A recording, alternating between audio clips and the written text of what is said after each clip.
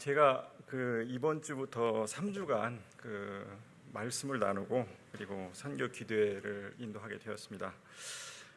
귀중한 시간을 허락해 주신 담임 목사님과 그리고 장로님들 그리고 성도님들께 감사드립니다.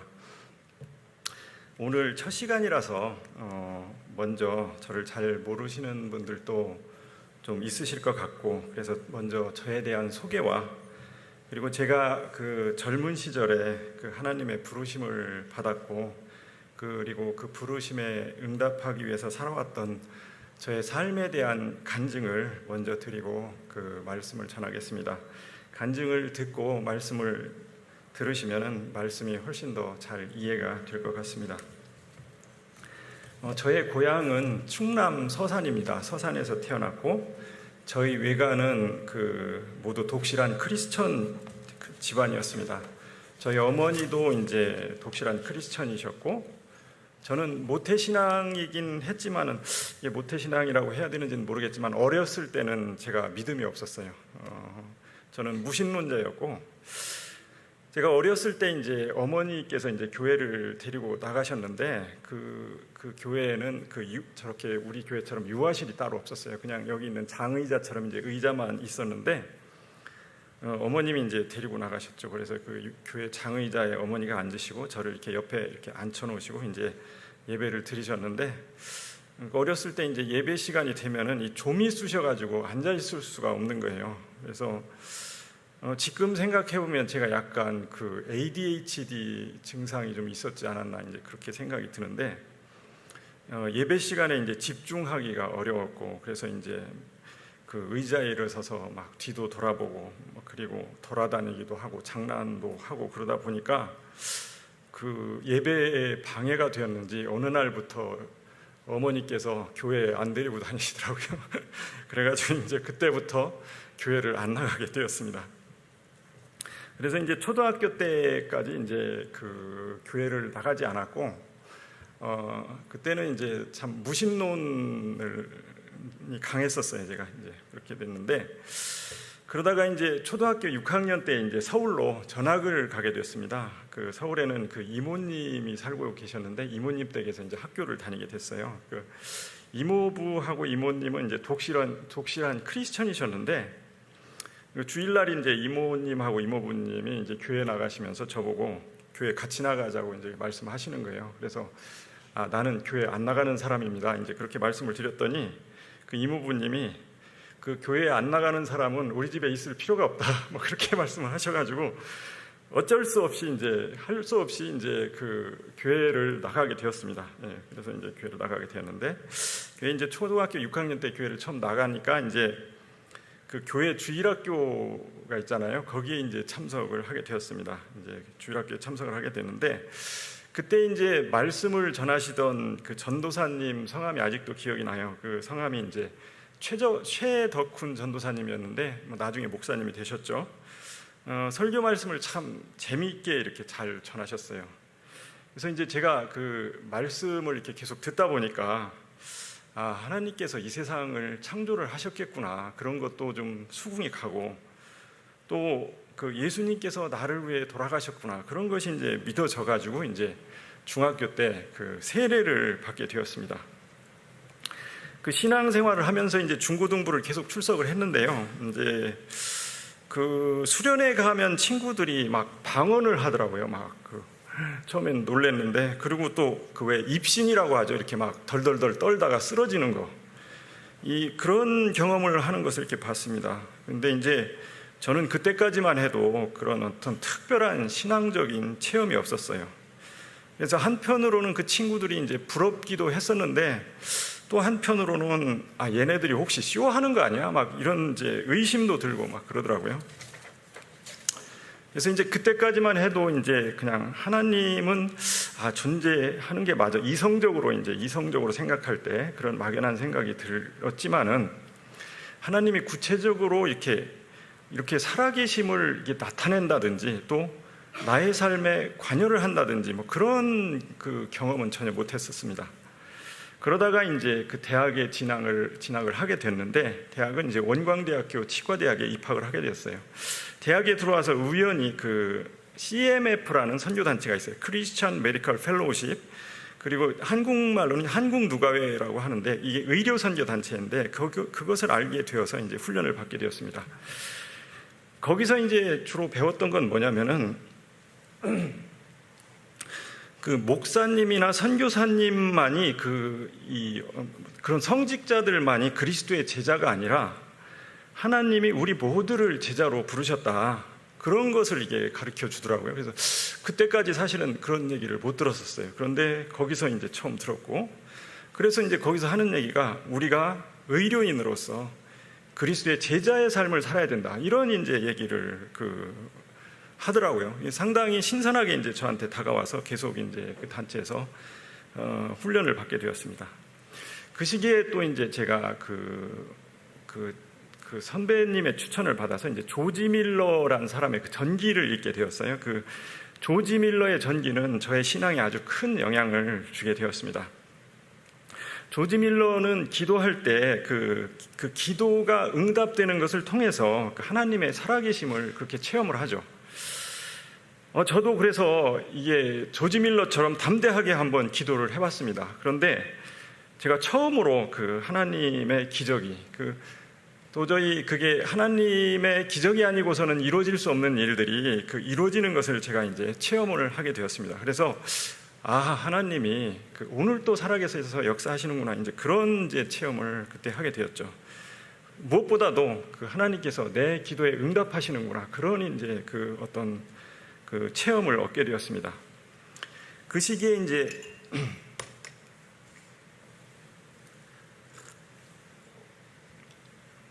성령 체험이라고 하잖아요. 그런 경험을 하게 되었는데 방언도 하고 어떤 하나님의 살아계심을 경험하는 그런 일들이 좀 있었습니다. 이게 학교 캠퍼스를 걸어가는데 그 나무들이 있잖아요. 나뭇잎에 이파리들이 막 노래를 부르는 거예요. 노래를 그런 이제 처음 체험들 그런 것들이 있었습니다. 그리고 이제 제가 이제 대학교 2학년 때 하나님의 부르심을 제가 이제 처음으로 듣게 돼요. 하나님의 음성을 듣게 되는데 하나님께서 저보고 이제 너는 학교에 남아서 후배들을 돌보라, 그런 이제 말씀을 하셨어요. 원광대학교는 아시다시피 원불교 학교지 않습니까? 이 원불교 땅인 원광대학교에 남아서 후배들을 돌보라, 그런 이제 하나님의 말씀이셨어요. 그래서 제가 이 캠퍼스에 소명을 받았구나, 이제 그때 이제 처음으로 그렇게 생각을 했었습니다. 그래서 하나님께서 캠퍼스를 나의 사역지로 주셨구나, 그리고 저의 사명이 캠퍼스에 있구나, 그것을 이제 깨닫고 소명으로 받아들이게 되었습니다. 그래서 제가 캠퍼스에 남아야 되겠다, 그렇게 하기 위해서 이제 교수가 되어야 되겠다, 교수가 되어서 하나님의 말씀을 따라서 후배들을 돌봐야 되겠다, 이런 이제 비전을 갖게 되었습니다. 대학을 졸업하고 이제 대학원을 진학을 하게 되었는데 이제 서울대학교 대학원 치의학과에서 기초의학을 전공을 하게 되었습니다. 기초의학 중에서도 이제 제 전공 분야가 이제 생화학입니다. 그래서 서울대학교에서 이제 석사 박사 과정을 마치고 2000년도에 이제 다시 모교인 원광대학교 치과대학에 돌아와서 이제 학생들을 가르치기 시작을 했습니다. 학생들을 가리키면서 원광대학교의 복음화를 위해서 이제 기도를 했습니다. 이 원광대학교, 익산이 원불교의 성지인 익산. 익산이 원불교의 성지예요. 원불교의 성지가 3개가 있는데요. 하나는 영광이고, 두 번째는 변산이고, 세 번째가 익산입니다. 그 중에서 그러니까 익산이 원불교의 성지 중에 하나죠. 원광대학교는 원불교의 성지에 있는 학교예요. 그래서 이 원불교의 성지인 이 원광대학교에도 그리스도의 계절이 오게 해달라고, 그리고 이 캠퍼스에 하나님 나라가 세워지게 해달라고 기도를 했었습니다. 그리고 이 원불교 학교에도 하나님을 예배하고 찬양을 하는 무리들이 일어나서 교회가 세워지게 해달라고 그때 기도를 했었습니다. 제가 이제 학교에 돌아오니까 이제 선배가 돌아왔다고 이제 저보고 원광대학교 CMF에서 이제 지도교수를 해달라고 했고, 그리고 몇 해 지나서 원광대 CCC에서도 이제 지도 교수를 해달라고 해서 이제 제가 지도 교수를 맡게 되었습니다. 그래서 이제 CMF하고 CCC에 가끔 이제 간사님들이 불러주시면 나가서 학생들한테 말씀을 전하고 복음을 소개하고, 그리고 학생들과 성경 공부도 이제 같이 하고, 그리고 학생들과 신앙 서적을 읽고 이제 북쉐어링이라고 하죠. 책 나눔을 이제 같이 하고, 그리고 이제 큐티 모임을 만들어서 이제 큐티 쉐어링을 같이 하기도 했었습니다. 그러다가 이제 2017년에 이제 미국으로 이제 포스닥을 2년간 나가게 돼가지고 그때 이제 2년간 갔다 와서 2019년부터 제가 이제 여기 전주 사랑의 교회에 나오기 시작을 했어요. 그 전에는 익산의 천광교회라고 다녔었거든요. 그래서 이제 전주 사랑의 교회에 나오기 시작을 했는데, 교회에서 이제 장관익 목사님이 또 다른 기회를 주셨어요. 제 아내하고 제가 이제 그때 청년부 부장을 이렇게 맡게 돼가지고 3년간 이렇게 청년부를 섬기게 되었습니다. 그래서 청년부를 섬기게 되었고, 그러다가 2015년에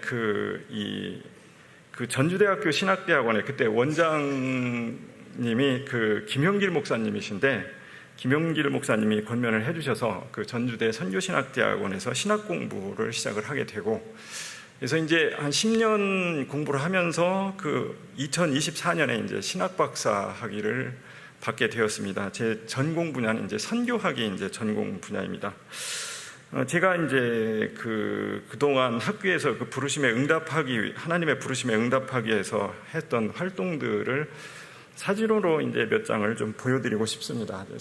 사진 좀 한번 띄워주시면. 이 학생들은 이제 치과대학 학생들인데, 제가 이제 큐티 쉐어링 모임을 만들었어요. 그래서 매일 성경으로 큐티를 하고 일주일에 한 번씩 모여가지고 이제 큐티 쉐어링을 하는 거예요. 그렇게 처음에 이제 학교에 발령을 받아서 같이 큐티 쉐어링을 했던 팀이었고, 다음 슬라이드. 요 가운데 학위못 쓴 학생은 중국에서 유학 온 학생이에요. 이름이 양양인데, 여학생 이름 같죠. 근데 남학생이에요. 양양인데, 이 학생이 이제 저희 실험실에서 실험을 해서 이제 학위 논문을 쓰게 되었습니다. 제가 이제 어느 날 제가 양양 학생한테 이제 물어봤어요.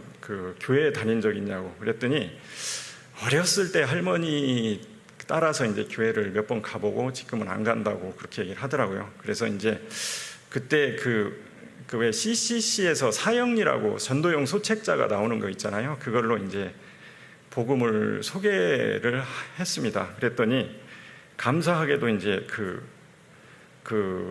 예수님을 영접을 했어요. 제가 무서워서 영접을 하는 척 했는지 그거는 정확히 잘 모르겠어요. 근데 영접을 했어요. 이 학생이 이제 졸업을 하고 중국의 다퉁대학이라는 데가 있더라고요. 거기에 이제 교수로 가게 되었어요.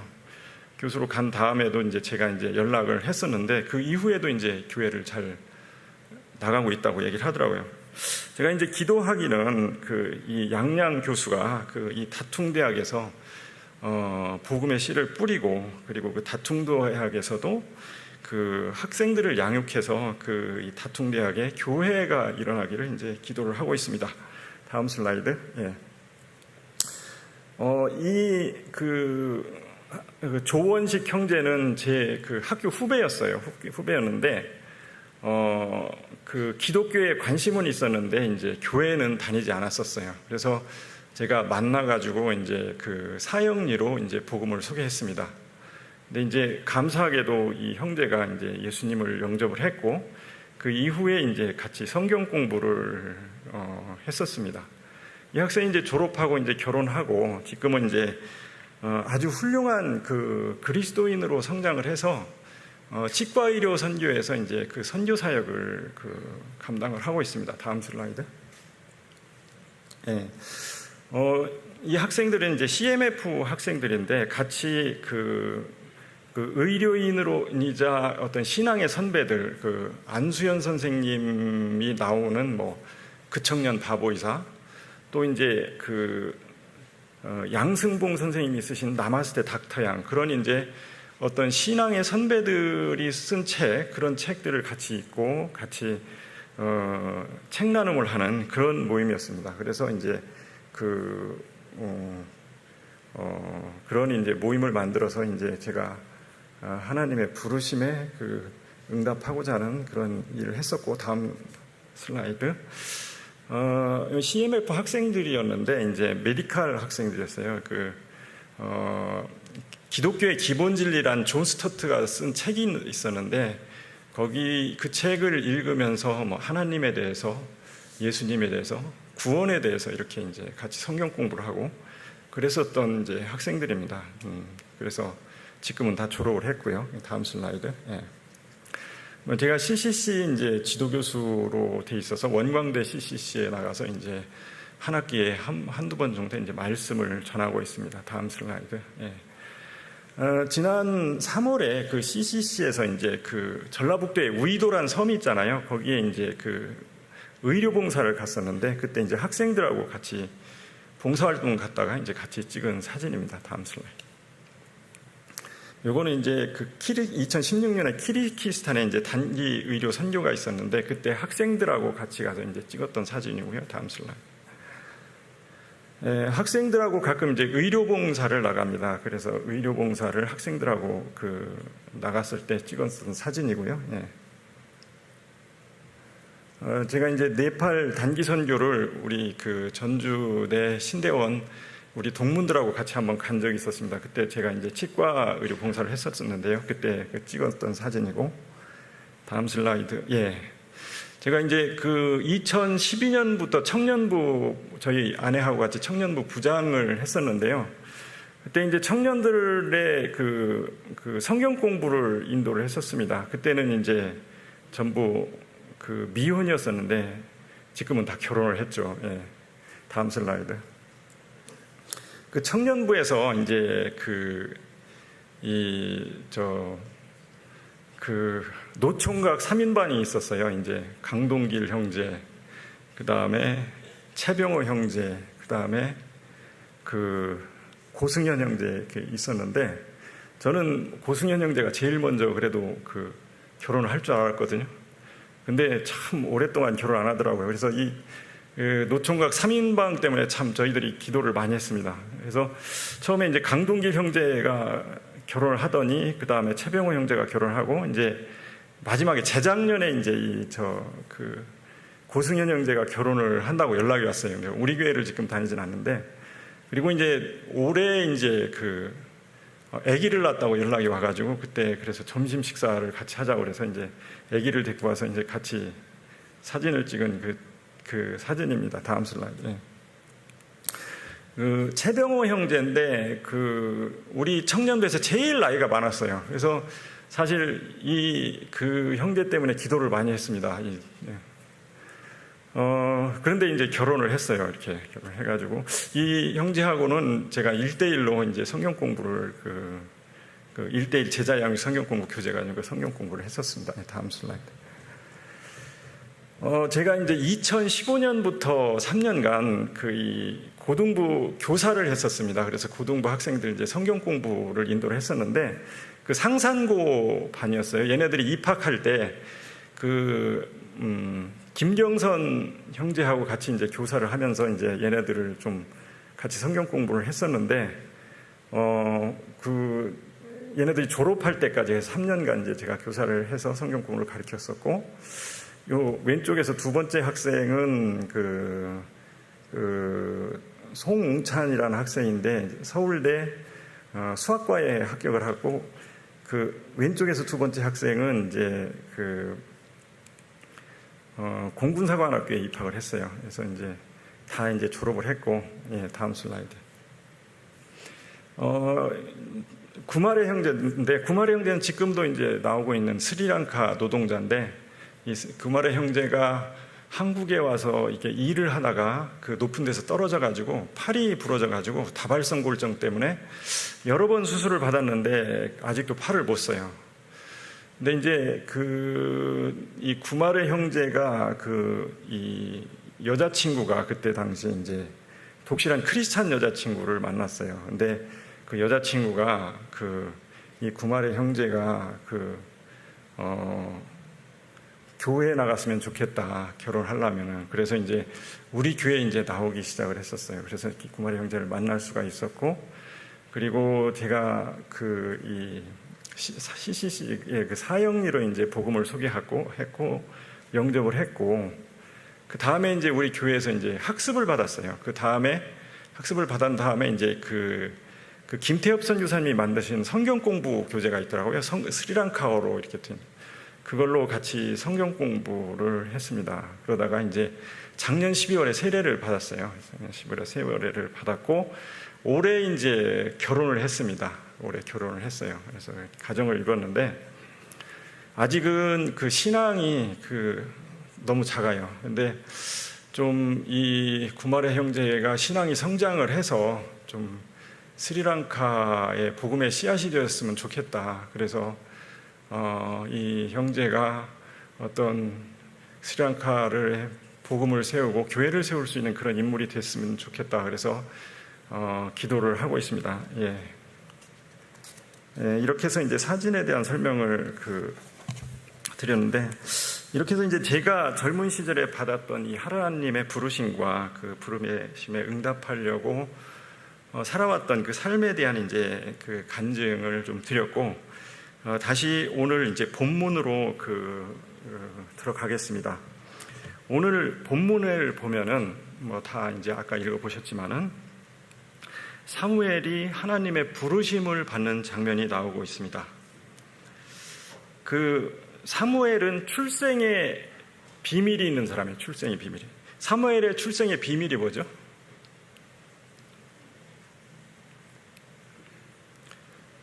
이 사무엘은 어머니의 서원 때문에 태어난 사람이에요. 어머니의 서원. 사무엘의 어머니의 이름이 뭡니까? 한나죠. 한나. 잘 아시는 것처럼 이 한나는 오랫동안 아기를 낳지 못했어요. 그래서 한나가 만약에 제가 아기를 낳게 해주시면 하나님께 이 자식을 바치겠다고 그렇게 서원을 합니다. 그런 후에 정말 이제 한나가 아기를 갖게 되죠. 그래서 그 이름을 이제 사무엘이라고 그렇게 하게 됩니다. 아이를 낳아서 기르다가 이제 젖을 뗀 후에 그 서원을 이제 지키기 위해서 이 사무엘을 성막이 있는 실로로 데려오죠. 그래서 제사장 엘리에게 이제 사무엘을 맡기게 됩니다. 사무엘은 엘리 제사장하고 같이 생활을 하면서 이 제사장 수업을 이제 받게 되죠.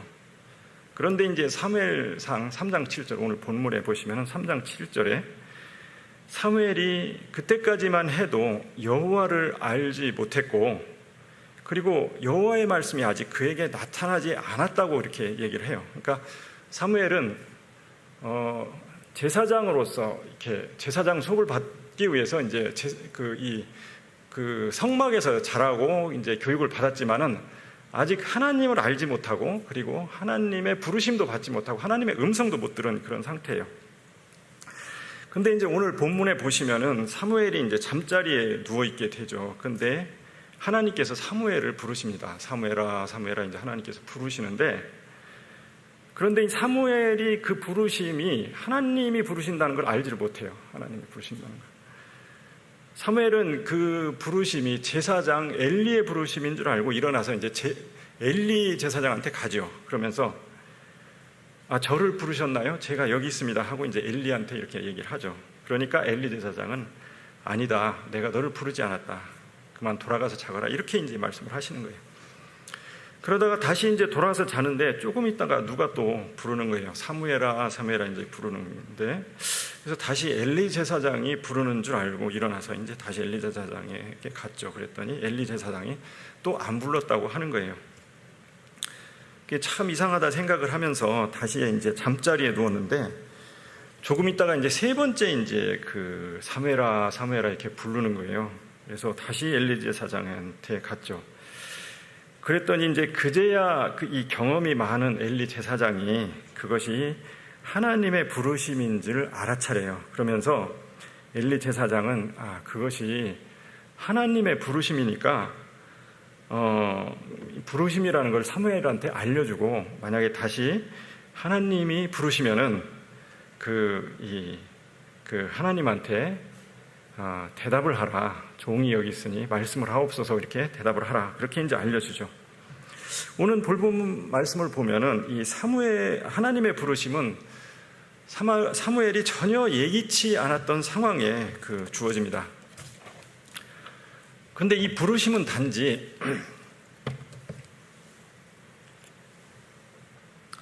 사무엘 개인만을 위해서 주어진 부르심이 아닙니다. 이 부르심을 통해서 이스라엘의 새 시대를 여는 그 역사가 이루어지는 그런 부르심이었죠.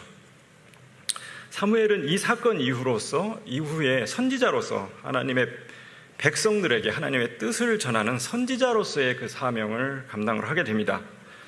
우리가 이 부르심을 영어로는 이제 콜링이라고 부르는데, 이 콜링을 다른 말로 우리말로 번역을 하면 소명이라고도 번역을 합니다. 그런데 그 사무엘을 부르셨던 그 하나님은 오늘 우리도 부르신다는 거예요. 하나님은 오늘 우리 개개인을 오늘도 부르시고 우리에게 소명을 주십니다. 디모데후서 1장 9절 말씀 한번 보시겠습니다. 디모데후서 1장 9절 같이 한번 읽어보겠습니다. 하나님이 우리를 구원하사 거룩한 소명으로 부르심은 우리의 행위대로 하심이 아니요 오직 자기의 뜻과 영원전부터 그리스도 예수 안에서 우리에게 주신 은혜대로 하심이라. 하나님은 우리를 구원하시고 그리고 거룩한 소명으로 부르신다고 얘기를 하고 계세요. 하나님은 우리 한 사람 한 사람에 대해서 특별한 뜻과 계획을 가지고 계시다는 거예요. 다시 말해서 하나님은 우리를 이 땅에 보내실 때 우리 개인을 향한 그 계획을 갖고 계십니다. 그 CCC 그 사형리 소책자의 그 첫 장을 보면은 그 제1원리에 이렇게 나와 있어요. 우리 같이 한번 읽어보겠습니다. 하나님은 당신을 사랑하시며 당신을 향한 놀라운 계획을 갖고 계십니다. 하나님께서 우리를 사랑하시고 그리고 우리를 위해서 놀라운 계획을 갖고 있다고 말씀을 하세요. 하나님이 우리를 세상에 보내실 때 내가 이 땅에서 이루어야 할 사명을 가지고 이 땅에 보내신다는 말씀입니다.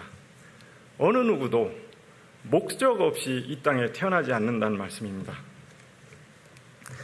그 최일도 목사님이 쓰신 이 책이 있는데 밥 짓는 시인 퍼주는 사랑이라는 그 책이 있어요. 거기 보면은 이제 최일도 목사님이 밥퍼 사역을 하시잖아요. 청량리 거린들한테 이제 밥을 이렇게 지어서 퍼주는 사역을 하시는데 이 책에 보시면은 이 최일도 목사님이 밥퍼 사역을 왜 시작하게 됐는지에 대한 간증이 나와 있습니다.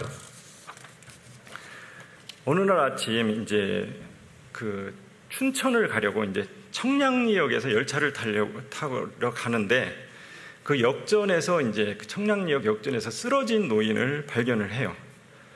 그 당시에는 그 청량리역에 술 먹고 쓰러져 있는 거지들이 많았기 때문에 최일도 목사님도 그냥 지나쳐버리고 이제 가버립니다. 그래서 이제 춘천에서 일을 다 마치고 이제 저녁 때쯤 이렇게 돌아오는데 그 아침에 이렇게 쓰러졌던 노인이 그대로 그냥 방치가 돼서 하루 종일 그렇게 쓰러져 가지고 저녁 때까지 이렇게 방치가 된 것을 그 모습을 발견을 했어요. 최일도 목사님이. 그래서 이제 측은한 마음이 들어가지고 인사불성인 할아버지를 이제 일으켜가지고 역전 벽에 이렇게 세워서 이제 앉혀놓았죠. 그렇고서 할아버지 식사는 하셨어요? 이렇게 물어봤는데 할아버지가 이제 인사불성이 되셔가지고 아무 말씀이 없으시더랍니다. 그래서 이제 그냥 앉혀놓고 이제 뒤돌아서 이제 집으로 이렇게 돌아가려고 몇 발을 이렇게 옮기고 있는데 뒤에서 큰 소리로 누가 아니 이렇게 얘기를 하더랍니다. 그래서 다시 최일도 목사님이 뒤를 돌아봤다고 해요. 근데 그 할아버지는 여전히 인사불성이고 그 아니란 말이 그 할아버지가 한 말인지 아니면 지나가던 사람이 한 말인지 아니면은 최일도 목사님의 그 내면에서 나온 소리인지를 알 수가 없더랍니다. 그런데 그 시간이 지나면서 그 음성이 그 하나님의 음성이라는 것을 이제 최일도 목사님이 깨닫게 됩니다. 그러면서 그때부터 이제 청량리 거린들에게 밥을 해주는 이제 사역을 시작을 했다고 합니다. 그것이 이제 바포 사역이 이렇게 시작된 동기였다고 합니다. 저 같은 경우에는 이제 제가 어떤 선배가 이제 그런 말을 했어요. 그 선배의 말을 통해서 이제 하나님의 음성을 들었는데, 한 선배가 저에게 어느 날 뭐 그런 얘기를 했어요. 너는 학교에 남아서 후배를 돌봐라. 근데 이제 그 선배가 저를 뭐 아주 잘하는 선배가 아니었거든요. 그리고 아마 그 선배는 뭐 그런 말을 제게 했다는 것을 기억도 못할 겁니다. 예. 처음에는 뭐 저도 그것에 대해서 그 말에 대해서 대단히 생각하진 않았었습니다. 그것이 이제 하나님의 음성일 줄 몰랐죠. 근데 시간이 지나면서 그 음성이 또렷하게 저의 마음에 박히는 거예요. 그러면서 이게 하나님의 음성이구나, 그것을 이제 제가 깨닫게 되었죠. 그러면서 이제 그때 제가 이제 후배들을 돌봐야 되겠다, 그러기 하기 위해서 이제 교수가 되어야 되겠다라는 그런 비전을 갖게 되었습니다. 오늘 저는 우리 모두한테 한 가지 질문을 해보고 싶습니다. 나를 향한 하나님의 부르심은 무엇인가요? 하나님은 왜 나를 이 땅에 보내셨습니까? 내가 이 땅에 온 목적은 뭐죠? 내가 이 땅에서 이루어야 할 사명은 무엇입니까? 무엇이 내가 살아가는 의미입니까? 먹고 사는 게 중요하긴 하죠. 그러나 그것이 다는 아닙니다. 오늘 또 나를 향해서 하시는 그 하나님의 음성은 무엇인가요? 이 질문은 사실 저와 우리 성도님들 인생에 있어서 가장 중요한 질문일 수가 있습니다. 우리가 미래를 계획할 때 흔히 세상 사람들이 좋다고 하는 길을 선호를 합니다. 세상 사람들은 뭐 변호사가 좋은 직업이다 하니까 변호사가 되어야 되겠다. 의사가 돈을 많이 번다더라. 그러니까 의사가 되어야겠다. 그래서 이제 막 공부 잘하는 애들이 전부 의대 가잖아요. 공무원이 안정된 직업이라더라. 그러니까 공무원이 되어야 되겠다. 교사가 좋은 직업이라고 하더라. 그러니까 교사가 되어야 되겠다. 이렇게 이제 생각을 합니다. 그런데 더 중요한 것은 그 길이 과연 나에 대한 하나님의 부르심인지, 그것을 하나님께 한번 물어보셨나요? 우리가 인생을 설계함에 있어서 가장 먼저 해야 될 일은 나에 대한 하나님의 부르심이 무엇인지를, 그리고 이 땅에서 이루어야 할 나의 사명이 무엇인지를, 그 질문에 대한 하나님의 음성을 듣는 것으로부터 시작을 해야 됩니다. 하나님의 부르심을 따를 때만이 그것이 궁극적으로 하나님이 나에게 주시는 소명을 이루는 길이며, 결국 그것이 내가 살아가는 의미를 찾을 수 있게 해주는 길입니다. 먹고 산다고 해서 그것이 나에게 만족을 줄 수가 없어요.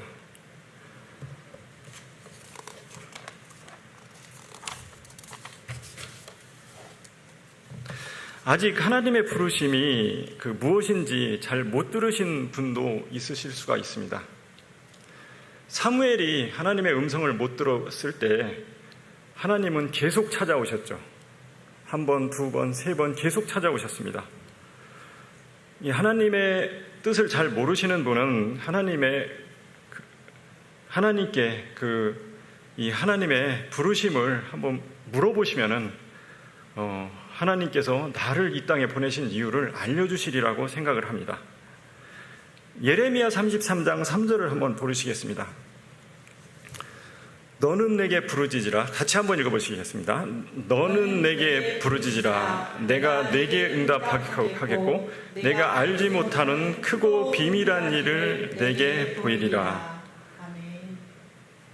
우리가 하나님께 부르짖을 때 하나님께서 우리의 앞길을 알려주신다고 말씀하십니다. 나를 이 땅에 보내신 이유가 무엇인지, 그리고 내가 이 땅에서 이루어야 할 사명이 무엇인지를 알려주신다고 합니다. 그런데 우리에게 주어진 한 가지 확실한 부르심이 있습니다. 우리 모두에게 주어진 공통된 부르심인데, 그것은 바로 제자로서의 부르심입니다. 마태복음 28장 19절, 너무도 잘 아는 성경 말씀이지만 같이 한번 읽어보겠습니다. 너는 가서 모든 족속으로 제자를 삼아 아버지와 아들과 성령의 이름으로 세례를 주고 내가 너희에게 분부한 모든 것을 가르쳐 지키게 하라. 제자 삼는 일은 예수님께서 이 땅에 오셔서 하셨던 사역이었습니다. 이 사역을 예수님의 제자들에게도 계속하도록 부탁하셨습니다. 이 말씀은 오늘 우리에게도 하시는 말씀입니다. 이 제자 삼는 사역은 목사님들이나 선교사님들만 하시는 일이 아닙니다. 우리도 그리스도의 제자로서 전도하고 양육해서 또 다른 제자를 키워내야 한다는 그런 사명을 주시는 말씀입니다. 마치 사도 바울이 디모데라는 제자를 키워냈듯이, 엘리야가 엘리사 같은 제자를 키워냈듯이, 이 제자로서의 부르심은 어떤 특정한 사람만 구별해서 주시는 그런 부르심이 아닙니다. 우리가 어떤 일을 하던, 어떤 직업을 갖던, 어디에 살던 각각 자기의 처한 상황에서 이 부르심에 순종하기를 예수님께서는 요청하고 계십니다. 특별히 그 루터나 켈빈 같은 종교개혁자들은 만인 제사장설을 이야기를 했습니다. 목사님이나 선교사님만이 제사장이 아니라 우리 모두가 제사장이며 그 모든 사람들이 갖고 있는 직업이 성직이다.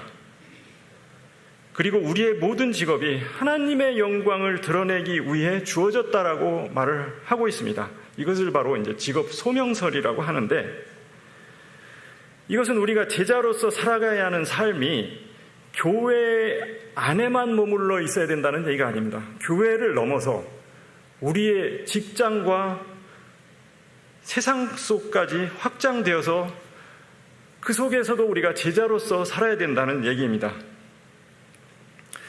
그래서 직업은 우리가 단순히 먹고 살기 위한 수단이 아닙니다. 이 직업을 통해서 하나님의 영광을 드러내라고 하나님께서 주신 것이고, 이 직업을 통해서 이웃사랑을 실천하고 그것을 통해서 그 복음 증거가 일어나야 된다고 하나님께서는 우리에게 그 직장이라는 것을 주신 것입니다. 그래서 우리가 서 있는 모든 곳에 하나님의 나라가 이루어지게 하려는 그런 부르심이 오늘 우리에게도 있다라는 것입니다. 그래서 모든 직업 활동이 하나님의 소명에 의한 것이라고 얘기를 합니다. 목사님만이 거룩한 일을 하는 게 아니라 우리도 거룩한 일을 한다는 것이죠. 사회 속에서. 선교는 이 선교사님이나 목사님만이 하는 일이 아닙니다. 우리 모두에게 제자로서, 선교사로서의 부르심이 있습니다. 우리가 직장에서, 가정에서, 교회에서 복음을 전하고 하나님의 말씀을 가르치라는 그런 부르심이 있습니다.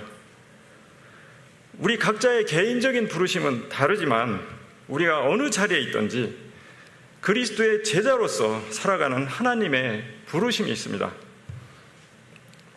우리는 모두 그리스도의 제자로서 하나님의 선교에 참여하라는 그런 부르심을 받았습니다. 우리는 그런 그 하나님의 부르심에 그 응답을 해야 됩니다. 말씀을 정리하겠습니다. 하나님이 나를 세상에 보내실 때에 내가 이 땅에 이루어야 할 사명이 있어서 이 땅에 보내셨습니다. 어느 누구도 목적 없이 이 땅에 태어나지 않습니다. 나에 대한 하나님의 부르심이 무엇인지, 이 땅에서 이루어져야 할 사명이 무엇인지를, 이 질문에 대해서 하나님의 음성을 들어야 합니다. 또한 우리 모두에게 그 공통된 부르심이 있습니다. 그것은 그리스도의 제자로서의 그 부르심입니다. 선교는 특별한 선교사님이나 목사님에게만 주어지는 일이 아닙니다. 우리 모두가 그리스도의 제자로서 복음을 전하고 가르치는 그런 선교적인 사명을 받은 사람들입니다. 하나님의 부르심에 순종을 한다고 해서 모든 일이 항상 순탄하게 풀리진 않습니다. 때로는 역경과 고난도 우리가 마주합니다. 하지만 포기하지 않고 하나님의 부르심을 따를 때만이 그것이 궁극적으로 우리의 인생의 가장 축복된 길이며 우리가 살아가는 인생의 의미를 찾을 수 있는 길입니다.